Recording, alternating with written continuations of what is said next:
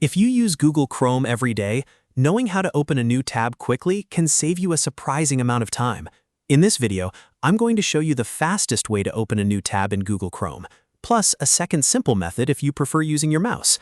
This is a tiny skill, but it's one of those basics that makes browsing smoother and much more efficient. If this video helps, go ahead and hit the like button, and make sure to subscribe for more quick and easy tutorials just like this. Let's jump right in. The fastest way to open a new tab in Google Chrome is by using a keyboard shortcut. On Windows or a Chromebook, press Ctrl and T at the same time. On a Mac, press Command and T at the same time. As soon as you do that, Chrome will instantly open a brand new tab. You don't need to click through any menus, and you can keep working without interrupting your flow. This is the method most people use once they get used to it, because it's fast, simple, and works every time. If you need to open several tabs in a row, just press the shortcut again and again. Each press opens another new tab right away. Now let's look at the other way to do it. If you prefer using your mouse, move your cursor to the top of the Chrome window where your tabs are located.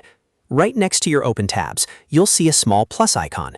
Just click that plus sign and Chrome will open a new tab for you. This is a great option if you're not comfortable with keyboard shortcuts, or if you're already using the mouse and want to keep things simple.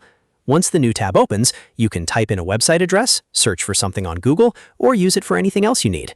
That's really all there is to it. In just a second, you can open a new tab in Google Chrome, either with a keyboard shortcut or by clicking the plus icon.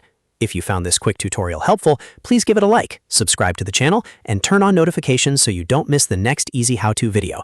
Thanks for watching, and I'll see you in the next one.